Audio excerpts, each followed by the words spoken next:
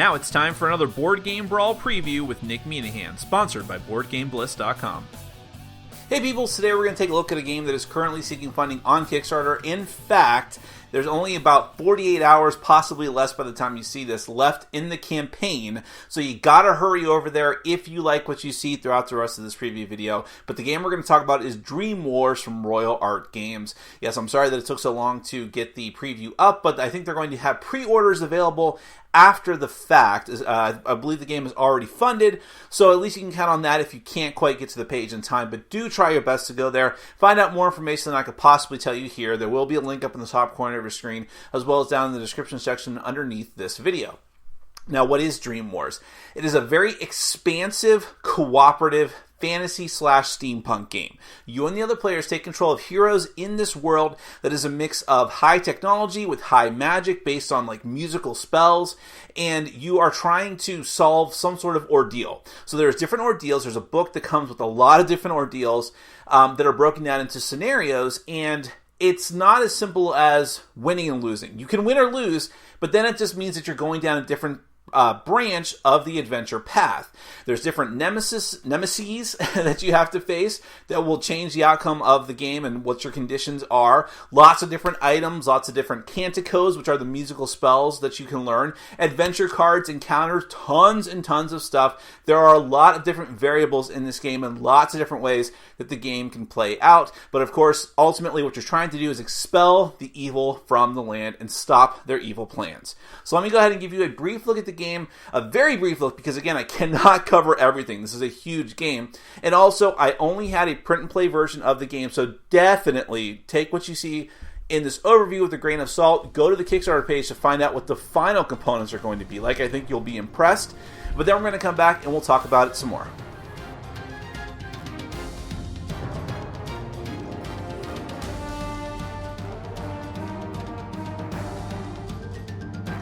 Dreamwars is a cooperative game for 1 to 8 players. The goal of the game changes based on the ordeals that you and the other players must go through. In every game, you must face off against a nemesis, an evil villain that has their own set of rules that they impose upon the game.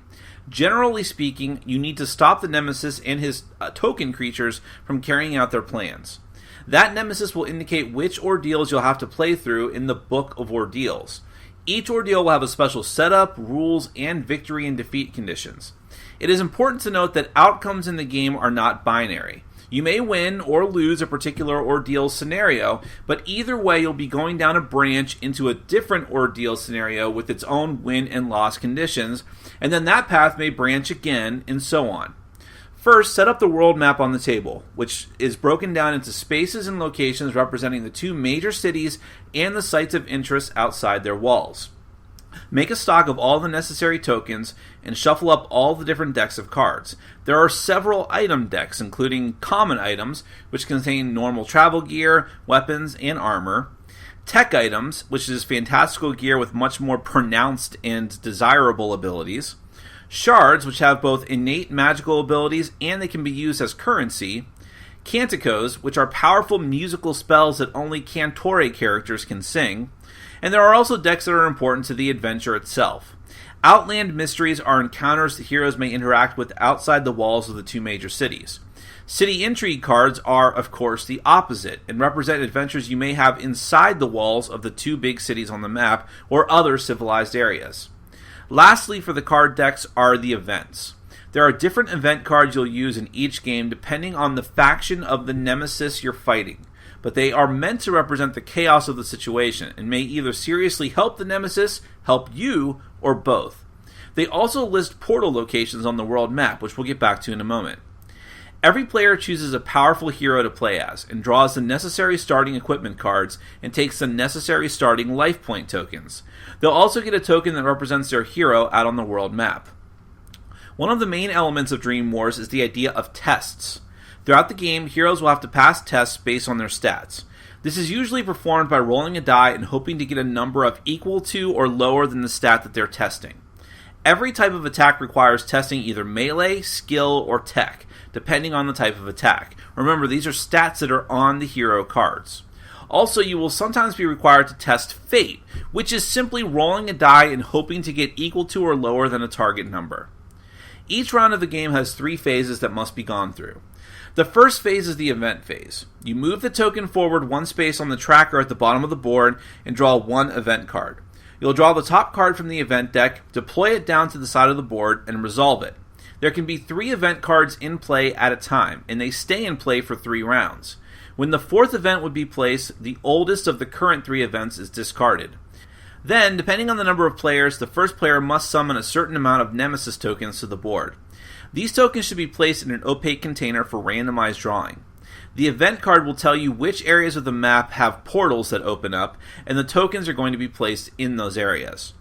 Each token has the enemy's defense, life points, and speed on the front, and special keywords and story blurbs on the back. Finally, for this phase, if there are 3 event cards on the table, you must check to see if the stars align for the Nemesis, which, if so, will trigger a particularly nasty ability. Basically, you're matching up the symbols from those cards to whatever the symbols are on the Nemesis card. The next phase is the hero phase. Every hero has 2 actions that they can perform and a movement. They can split these up in any order they like, including action, movement, and action again. Movement is a stat on your character sheet, and you can move up to that many spaces on your turn, though once started you can't interrupt it with another action. You must perform a dodge test, which is essentially testing your movement, if you want to move away from a Nemesis token you're engaged with. Actions, however, are your primary means of influencing the game world. You can spend an action to perform a melee attack, a ranged attack, intone a cantico, meditate, or activate some sort of location-specific action depending on the cards that you've drawn. Meditating, by the way, allows a Cantore hero to draw a cantico from the deck, though she must still respect their maximum cantico limit. At the end of the hero phase, each hero must draw and resolve either an Outland Mystery card or a City Intrigue card, depending on their location. Finally, the Nemesis phase happens. Each Nemesis token out on the board will move its entire speed towards the closest hero, which is their primary target. If they end up on the same space, they will attack, and a hero must pass a defense test or possibly take damage or other negative effects.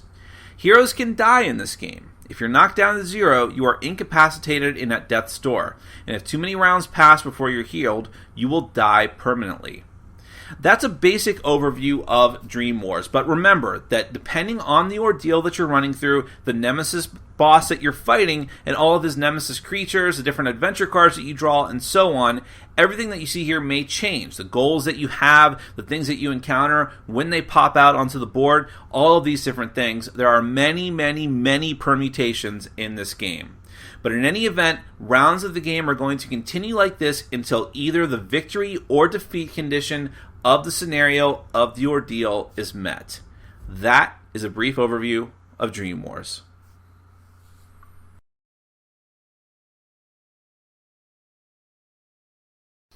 Now, as I said in the beginning of this video, and I can't really stress this enough, if Dreamwars is the type of game that you like, which is to say, cooperative, fantasy, or steampunk, or both based, with, the typical types of things that some of the typical types of things that you see in these types of games, such as putting on equipment, putting on spells, and fighting monsters, and all of these different types of things.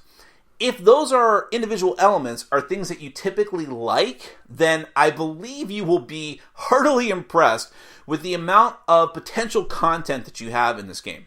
Because there's so many different branching paths and conditions, things that will get unlocked, just different ways that you can win or lose, and that's not necessarily the end of your adventure. So I think credit where credit is due for having something that's not just, okay, we play, we win, we lose, we either redo this or just move on to the next adventure. Well, now it's like you have these different permutations of how an adventure may play out over the course of a series of adventures. And then within each of those individual game sessions that you have, scenarios that you play, you have the adventure cards, the Outland Mysteries, and the City Intrigue cards, which are themselves little adventures and encounters that your characters will have as they trot along the land. Lots of interesting thematic choices that they made as far as like the musical spells, the steampunk elements mixed with fantasy. So we have one character who's essentially a robot or android and in a steampunk version of that, whereas you have other characters that are more of the fantasy I would say tropes, but even then they go in interesting directions because of like the lion person, which is always something I like to see, like a Johnny from Magic the Gathering. So different ways that they handle that in this game. The way that tests are handled are not just roll a bucket of dice depending on a stat. Now it's instead you're testing one of your particular stats. I actually saw something similar to this in Warhammer Quest Silver Tower recently. So it's not something that's unheard of, but it's something you don't see a lot of. And basically what I'm trying to say with all of this is that while there is a lot to be familiar with in Dreamwars that you may be familiar with, there's a lot of things that they're trying that are new and different. And the way that they go about it as a whole is in a very intriguing way. So I think that if you are inclined to like this type of game, you definitely shouldn't pass it over as just, oh, here's another instance of that, I'm all full up, thanks. No, you should definitely check it out, because you may be surprised at sort of the heady brew of different elements involved there. And again, it's up to you whether you think all of it comes together into a package that's going to be appealing, but I think it's definitely worthy of attention at least. So what you should do at this point, and like I said, there's not a lot of time left in the actual campaign, but go to the official Kickstarter project page one way or the other. There's going to be a link in the top corner of your screen, as well as down in the description section underneath this video, because if you go to the page, even if the campaign is over, you'll definitely be able to find information, because it has funded already. So you'll definitely be able to find information about pre-ordering or doing a late pledge on the game. I'm not exactly sure on the details on that. I just know that you can find out more information if you go there. So go there. That is Dreamwars from Royal Art Games. Thank you so much for watching and supporting our sponsors. Take care. Thanks for watching. Follow us on Facebook, Twitter, and Patreon. And make sure to check out our sponsor, Board Game Bliss, where you can find an amazing selection of games from around the world. BoardGameBliss.com. Thanks for your support.